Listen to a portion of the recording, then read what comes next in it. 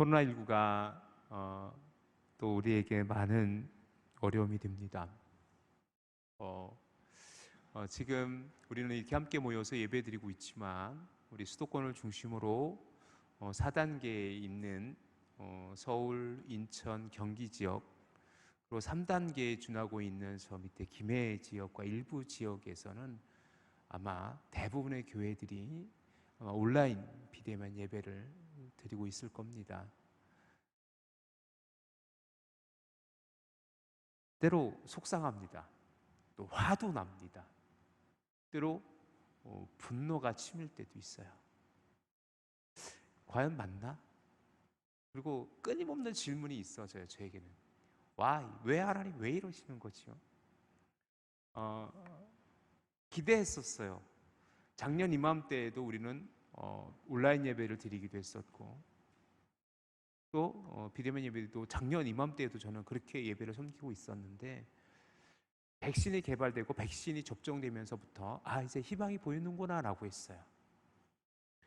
그런데 이제 백신을 맞으면서 이제 조금은 코로나19에서 자유로워질 수 있는 것 같았는데, 그래서 일부 국가에서는 코로나 백신 접종이 거의 전 국민의 60% 이상 되어졌던 몇몇 국가에서는, 일부 국가에서는 마스크를 벗는 그런 단계까지 갔었는데, 다시 변이 바이러스가 생기면서 또다시 그 변이 바이러스가 확산되어지는 상황에 놓여져 있습니다.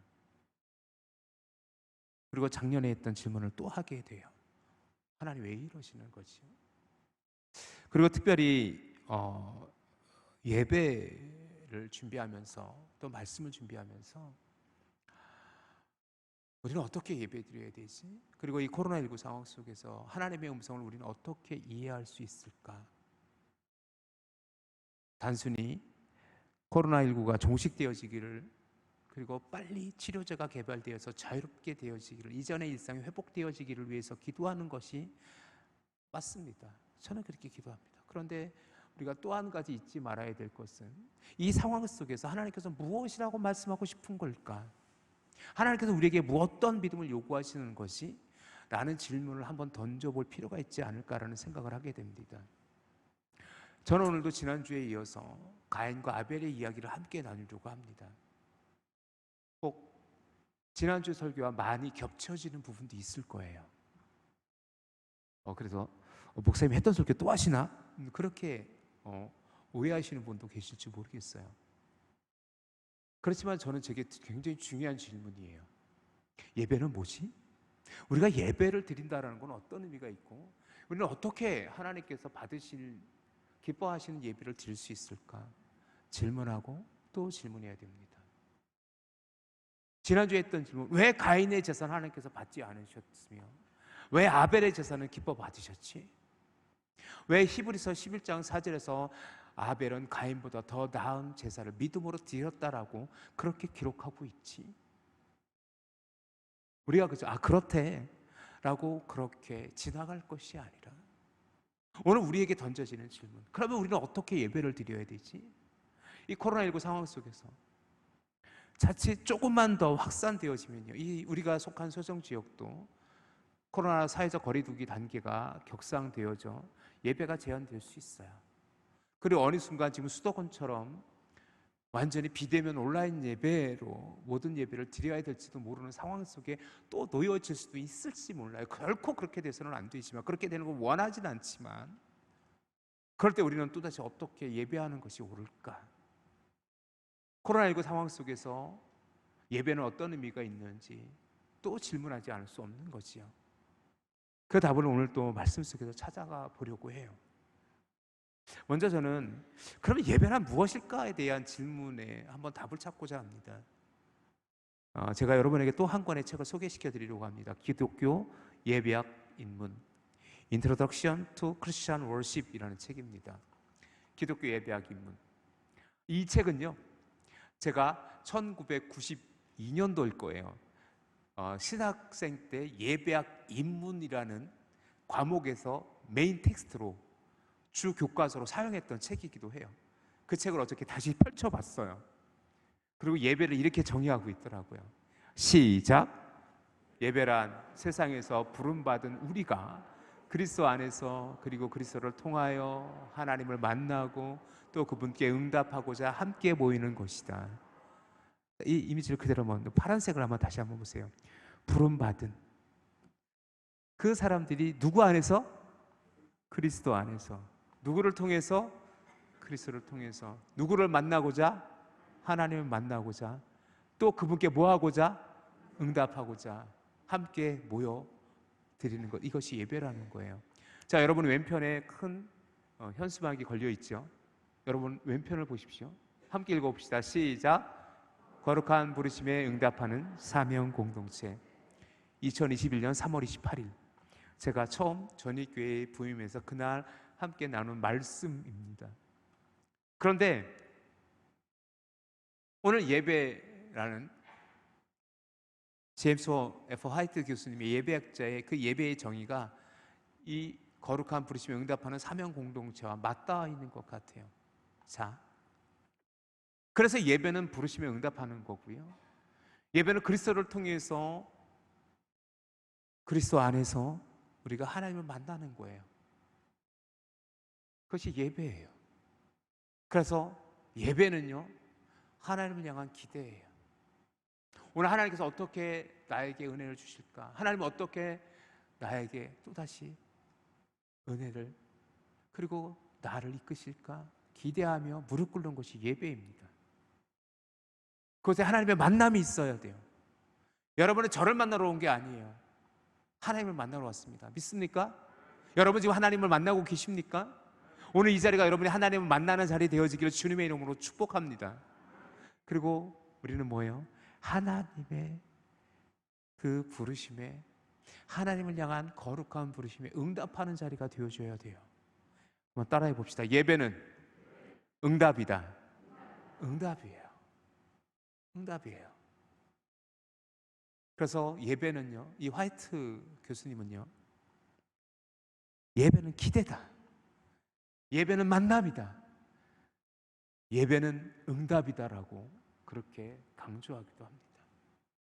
사랑하는 성도 여러분, 오늘 또다시 저는 가인과 아벨의 이야기를 이어가고자 해요. 왜 가인의 제사는 받으시고 아벨의 제사는 받지 않았을까? 지난주 설교를 통해서 우리가 함께 말씀을 나누었듯이 성경은 명확하게 답을 제시하고 있지는 않아요. 하지만 지난주에 우리가 함께 나눈 말씀을 잠깐 되뇌이면 우리 창세기 4장 3절에서 5절 말씀 잠깐만 볼까요? 다시 한번 볼까요? 지난주의 말씀입니다. 창세기 4장 3절에서 5절. 우리 제가 3절 읽고 여러분의 4절 읽고 5절을 같이 읽읍시다. 세월이 지난 후에 가인은 땅의 소산으로 제물을 삼아 여호와께 드렸고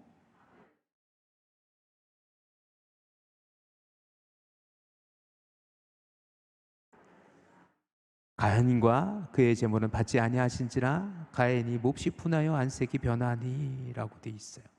자, 여기서 우리가 지난주의 말씀을 다시 한번 강조해 드립니다. 가인의 제물만 물리치신 것이 아니라 가인을 물리치셨어요. 가인의 제물만 받으신 것이 아니라 아벨의 제물만 받으신 것이 아니라 아벨도 받으셨어요. 아벨은 his offering, 가인은 his offering. 기억하십시오.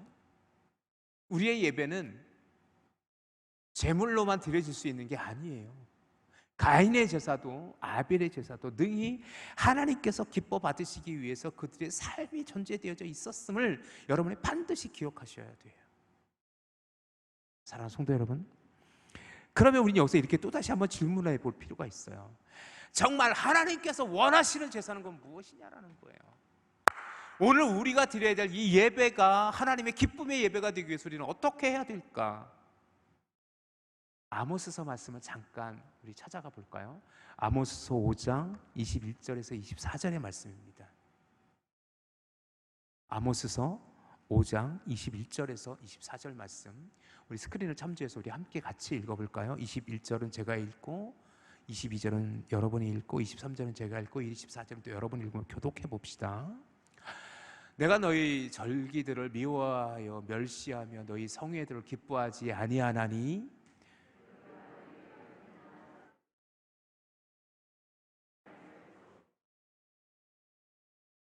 계속해서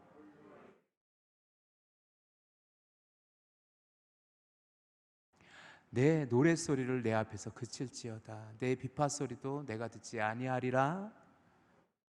오직 정의를 물같이 공의를 마르지 않는 강같이 흐리게 할지어다.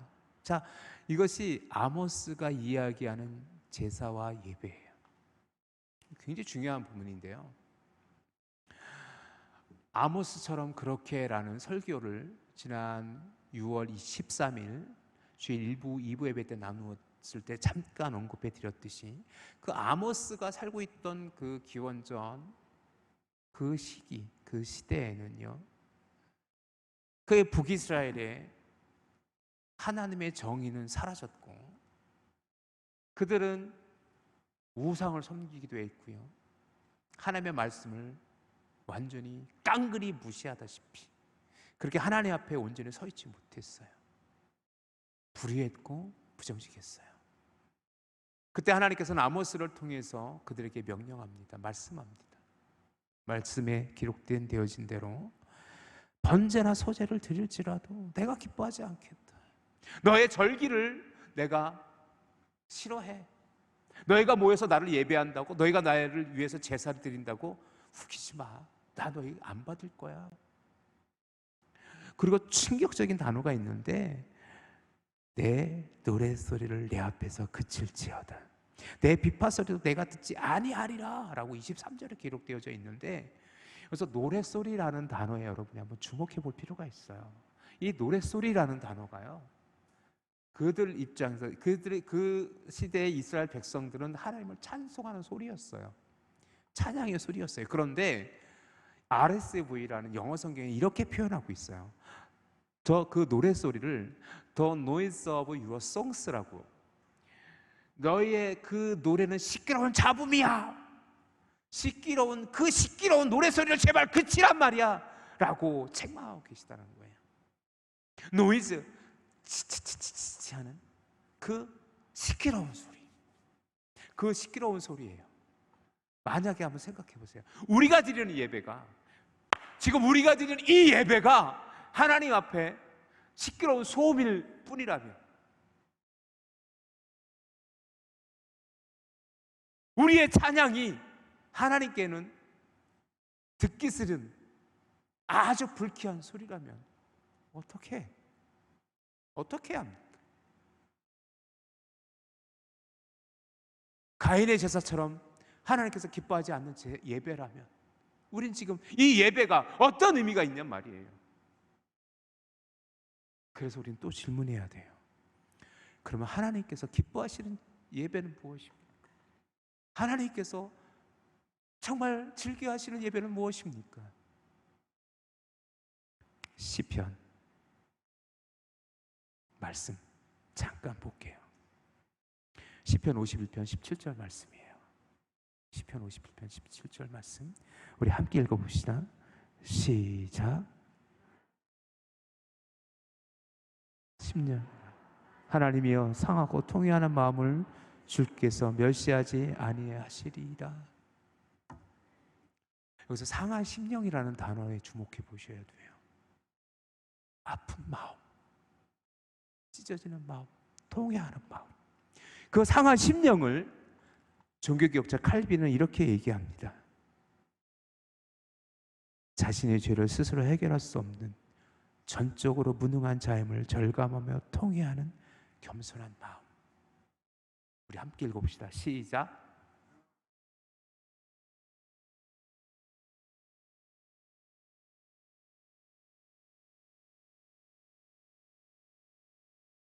이 마음이 상한 심령이래요. 여러분 어때요?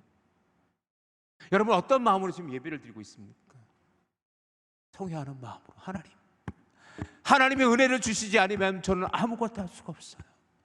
하나님께서 나를 이끄시지 아니하시면 나의 삶은 아무런 의미가 없습니다라고 고백하며 통회 자복하며 그 상한 심령으로 예배를 드리고 있습니까? 아니면 그저 무의미하게 그렇게 이 시간 때로 교만한 모습으로 하나님을 예배하고 있지는 않습니까? 호세아서 6장 6절에 나는 인애를 원하고 제사를 원하지 아니하며 번제보다 하나님을 아는 것을 원하노라 라고 호세아는 하나님께서 원하는 제사를 말씀하고 있어요. 호세아, 그의 아내는 고멜이죠. 창녀 고멜. 데리고 오면 도망가고 데리고 오면 도망가고. 호세아는요 심지어 그 아내를 데리고 오기 위해서 은전을 대가로 지불하기도 해요. 그 창녀 고멜과 같이 끊임없이 하나님의 은혜를 저버리고 떠나 있는 이스라엘을 상징하는 그 고멜과 같이 혹여나 우리의 삶이 그러하지는 않습니까? 하나님의 은혜를 구해야만 해도, 하나님의 은혜를 구해야만 하는데 되려 하나님께 온전히 우리의 삶을 내어놓지 못한 우리의 모습들이 마치 또 하나님께서 호세아의 입을 통해서 나는 인애를 원하고 제사를 원치 아니하며 번제보다 하나님 아는 것을 원하노다라고 우리에게도 말씀하고 있지는 않습니까?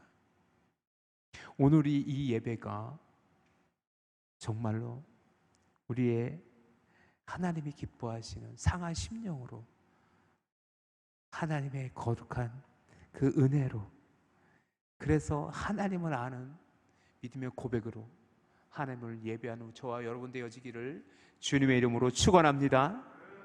그래서 요한복음에 기록되어질 때 하나님의 영이시니 예배하는 자는 영과 진리로 예배할지니라 라고 말씀하고 있습니다. 다시 한번 읽어볼까요? 시작.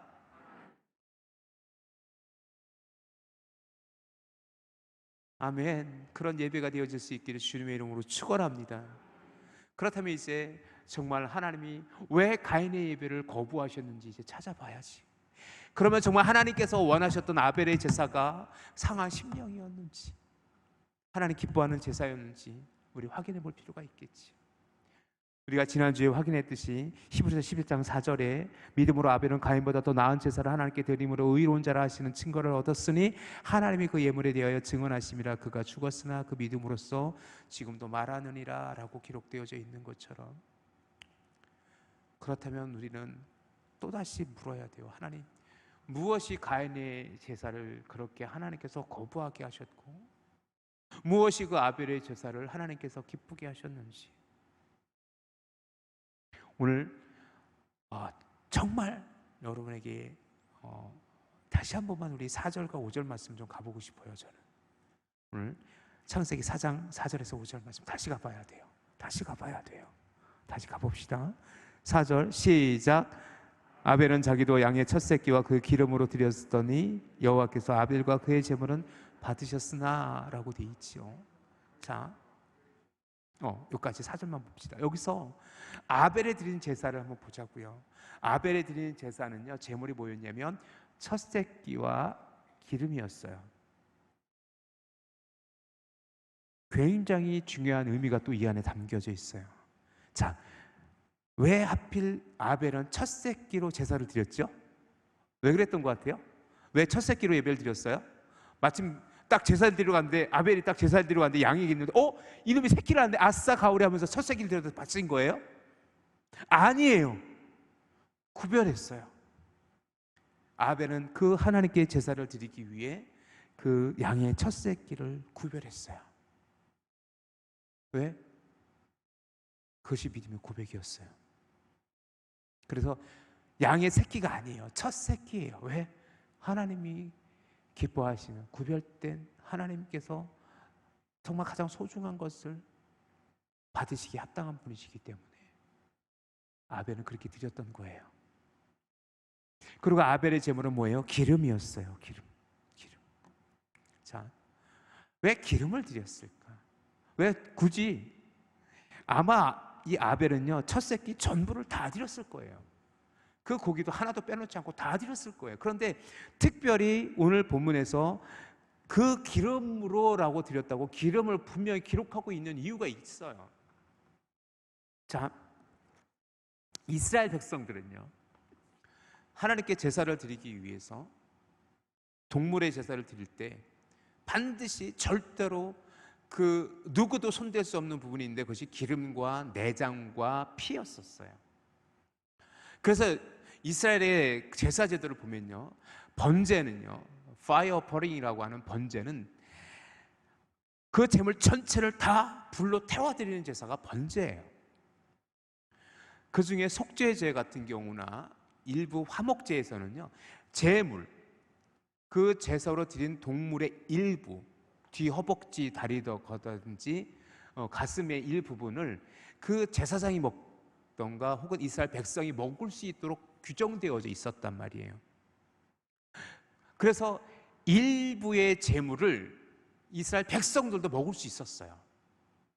그런데 절대로 먹을 수 없는 것이 기름과 내장과 피였었어요. 그것은 절대로 사람들이 아무리 거룩한 제사를 드리고 그들이 함께 공동의 식사를 할지라도 절대로 이스라엘 백성들이 먹을 수 없었던 것, 취할 수 없었던 것이 기름이었었어요. 왜 그랬을까? 어느 목사님이 이렇게 설명을 하더라고요. 설교를 하시더라고요. 기름 먹으면 건강에 해롭기 때문에 하나님께서 이스라엘 백성들을 건강케 하기 위해서 기름을 못 먹게 했다고. 내장도 마찬가지였고. 그랬을까요? 아니에요. 그런 의미가 아니에요. 피는 생명이기 때문에 하나님께서는 절대로 피째 먹지 말라고 말씀하셨던 거고요. 기름은요, 가장 값진 부분으로 표현되어지고 있습니다. 그래서 레위기 3장 17절에 가보면 기름과 그 피는 절대로 먹지 말 것을 규정되어져 있어요. 즉 뭐냐면 기름이라는 것은 뭐예요? 가장 소중한 거예요. 가장 소중한 거예요. 즉 동물을 제사를 드릴 때 그 기름을 구별하여 하나님께 드렸다라는 것은 뭐예요? 가장 소중한 것을 드렸던 거예요. 이런 아벨의 제사 드리는 모습을 보면은요, 아벨은 지금 구별하여 가장 소중한 것을 드리고 있음을 볼 수 있어요. 그러니 하나님께서 어찌 기뻐하지 않을 수 있겠습니까? 저는 우리의 예배가 가장 소중한 것을 내어놓고 가장 값진 것을 주님께 드리는 우리의 예배가 되어질 수 있기를 주님의 이름으로 축원합니다. 여러분 혹시 가실 데 없어서 여기 앉아 계신 거 아니죠? 주일날 일요일 오전 뭐 쉬는 날이고 갈 데 없어서 여기 오신 거 아니죠? 혹시 갈 데 없어 오시면 손 들어보세요. 난 갈 데 없어서 여기 왔어요. 근데 별로 목사님 설교도 재미없고 좀 지루하긴 하네요. 손 들어보세요. 아니죠. 여러분 이 시간은 준비했죠? 기도로 준비하셨습니까? 일주일의 삶 속에 여러분이 하나님을 제사드리기 위해 하나님을 예배하기 위해 구별대의 말씀에 순종하셨습니까? 우리의 예배가 아벨이 드린 양의 첫 새끼와 기름진 것으로 드렸던 아벨의 제사처럼 하나님께서 기뻐 받으신 예배가 되어질 수 있기를 주님의 이름으로 축원합니다. 그렇다면 가인은 어떻게 예배를 드리고 있습니까? 오늘 3절 한번 가봅시다. 3절 세월이 지난 후에 가인은 땅의 소산으로 제물을 삼아 여호와께 드렸고 라고 되어 있어요. 가인의 제사를 잘 보세요. 소제라고 해요. 지난주에 말씀드렸던 것처럼 소제가 아무런 하나님께서 기뻐하지 않는 제사가 아니에요. 소제도 하나님께서 기뻐하시는 제사의 방법입니다. 피가 없다고 해서 동물로 드리지 않았다고 해서 하나님께서 안 받으신 거 절대로 아니에요. 그런데 3절에서 보면은요, 가인의 제사의 그 제물에는요 수식어가 없어요.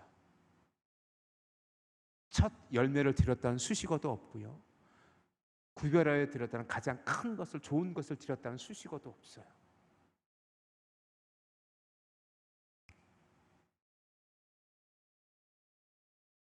저는 이 3절을 묵상하면서 가인이 왜 하나님께서 그 제물을 받지 않으셨을까라는 그런 또 생각을 해봐요. 아마 이럴지도 몰라요. 어쨌든 축복받기 위해서 축복은 받아야 되고 하나님은 제사 드려야 되니까 들에 나가서 곡식 있네 퍽퍽퍽 배워가지고 가서 불로 살라서 그렇게 드리진 않았을까? 성의 없이 무의미하게. 제사의 목적이 하나님이 아니라 자신에게 있지 않았을까? 이 소제라는 것도요 굉장히 중요한 제사고 굉장히 어려운 제사예요. 레위기 6장에 가면요, 소재 드리는 방법이 있어요. 6장 14절 15절에 보면요, 이렇게 기록되어져 있습니다. 소재의 규례는, 시작, 소재의 규례는 이러하니라. 아론의 자손은 그것을 제단 앞에 여호와께 드리되 그 소재의 고운 가루 한 움큼과 기름과 소재물 위에 유향을 다 가져다가 기념물로 제단 위에 불살라 여호와 앞에 향기로운 냄새가 되게 하고, 라고 돼 있단 말이에요. 그래서 소재는 어떻게 드리는 제사냐면, 누룩을 넣지 않은 고운 가루 한 움큼과 기름과 소재물 위에 향유를 가져다가 기념물로 제단 위에 불살라 여호와 앞에 향기로운 냄새가 되도록 드렸던 제사가 소재예요. 소재가 성이 없는 제사가 절대로 아닙니다. 오늘날에야 방앗간도 있고 믹서기도 있고 그라인더도 있어서 뭐 마음껏 곡물을 갈기 쉽지만요, 그 당시에는요, 소재를 드리기 위해서 이스라엘 백성들은 어떻게 해야 됐냐면 곡식을 곱게 빻아야 돼요. 곱게 빻기 위해서 어떻게 하냐면 빻은 곡식을 체에 걸러요. 그리고 또 빻아요. 그리고 또 체에 걸러요. 또 빻아요. 그리고 체에 걸러요. 그래서 아주 고운 가루를 가지고 반죽하여 무교병, 즉 누룩 없는 빵을 굽기도 하고, 혹은 그것대로 가루 자체를 유향과 섞어서 불러 태움으로 제사를 드리고 했단 말이에요. 그러니까 소재 자체도 굉장히 정성이 많이 들어가는 제사예요. 그런데 가인의 그 3절의 기록에 보면 그냥 단순히 땅의 소산으로 제물을 삼아라고 이렇게 수식어 없이, 그런데 아벨의 제사를 첫 새끼와 기름이라는 수식어를 통해서 기록되어져 있어서 이것을 볼 때 우리는 무엇을 느끼게 되냐면, 가인의 제사와 아벨의 제사를 이렇게 의도적으로 표현하고 있구나라고 밖에 생각할 수가 없는 것이요. 결국 뭐예요? 하나님께서 기뻐하는 제사는 무엇입니까? 얼마나 구별되인 그렇게 드려졌느냐, 그 문제일 수도 있어요. 그래서 여러분에게 질문합니다. 지금 이 시간 여러분의 예배는 정말로 구별되이 거룩한 예배로 하나님께 예배드리고 있습니까? 아니면 한 시간 때우듯 그렇게 이 시간을 견디고 있습니까? 저는 우리의 예배가 아벨의 제사가 되어지기를 간절히 소망하고 기도합니다. 우리 전희성결교회에 드려지는 모든 예배가 그러한 예배 되어질 수 있기를 주님의 이름으로 축복합니다. 그래서 히브리서 11장 6절에 믿음이 없이는 하나님을 기쁘게 하지 못하나니 하나님께 나아가는 자는 반드시 그가 계신 것과 또한 그가 자기를 찾는 자들에게 상 주시는 이심을 믿어야 할지니라 라는 히브리서 11장 6절의 말씀처럼 우리가 믿음으로 온전히 하나님을 예배하는 우리 믿음의 성도들이 다 되어질 수 있기를 주님의 이름으로 축원합니다. 또한 우리는 6절의 말씀을 통해서 가인이 왜 그렇게 하나님으로부터 그의 제사가 외면당했는지를 알 수 있어요. 6절 말씀 한번 볼까요? 같이 읽어봅시다. 6절 시작. 여호와께서 가인에게 이르시되 내가 분하여 함은 어찌 됨이냐, 안색이 변함은 어찌 됨이냐. 자, 더 중요한 말씀이 있죠. 7절 말씀 한번 읽어볼까요? 시작. 내가 선을 행하면 어찌 낯을 들지 못하겠느냐, 선을 행하지 아니하면 죄가 문에 엎드려져 있느니라. 죄가 너를 원하나 너는 죄를 다스릴지니라. 아멘. 기억하십시오. 결국 가인의 문제는 무엇이었냐면 죄의 문제였던 거예요. 해결되어지지 않은 죄의 문제. 분노하고 있어요. 분해하고 있어요. 자, 기억해 보세요. 하나님께서 왜 제사를 받지 않았는지 가인은 뭐예요? 스스로를 돌아봐야 돼요. 여러분이 예배를 드리면서도 은혜가 되지 않고 예배 드림이 나에게 기쁨이 되지 않는다면 왜 그럴까? 왜 나는 예배 드리면서 기쁨이 없을까? 왜 예배 드리면서 왜 나는 감사가 없을까? 왜 나는 예배 드렸는데 왜 나에게 은혜가 나에게는 없을까? 생각해 보세요. 혹자 이렇게 항변할 수도 있어요. 목사님 설교가 영 은혜가 되지 않아요. 아, 목사님 설교 뭔 말인지 모를 것이오. 그럴 수도 있어요. 졸려요. 그럴 수도 있어요. 근데 여러분에게 저는 도전하고 싶어요. 여러분 은혜 받기 위해서 여러분은 얼마나 사모하셨습니까? 여러분은 얼마나 주님을 사랑하셨습니까? 이건 설교 없는 얘기인데 이거 한 가지만 하고 가죠. 여러분, 제 설교 은혜 받는 방법 한 가지 말씀드려도 될까요? 진짜 정말 굉장히 쑥스러운 질문인데, 제 설교가 은혜가 되시나요? 아멘 소리가 별로 그렇게 크진 않아요. 예배 은혜 받기 위한 방법 딱 한 가지만 알려드릴게요. 예배 드리기 전에 1시간만 기도하고 오세요. 그럼 은혜 받습니다. 여러분 일주일 삶 속에서 여러분이 하나님을 생각하고 하나님을 그리워하며 예배를 사모하고 이 자리에 나와 보십시오. 이 예배 자리가 얼마나 뜨거운지. 우리 전입교회 예배가 그렇게 되어지기를 주님의 이름으로 축원합니다. 그런데 문제는 뭐냐면 가인의 모습을 보세요. 예배를 받으시고 안 받으시고는 하나님의 주권입니다. 하나님의 주권이에요. 지난주 설교 초입에 대한 선물의 예화를 드렸던 것처럼 선물을 줬는데 선물을 받는 사람이 그것을 거부할 수 있어요. 그러면 상대방이 굉장히 기분 나쁘겠지요. 그러면 상대방은 무엇을 생각해야 돼요? 저 사람에 대해서 분을 거부하지? 라고 생각해 봐야죠.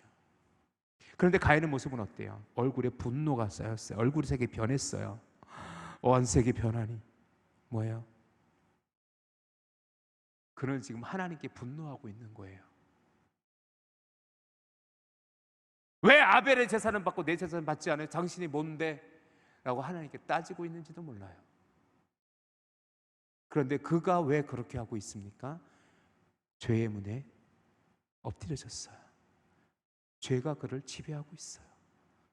결국 가인의 삶 속에서 하나님이 기뻐하시는 모습이 없어요. 가인은 지금 죄 가운데 있는 거예요. 그러니 그 가인이 드리는 제사가 어찌 하나님께서 기뻐하시는 제사일 수 있겠습니까?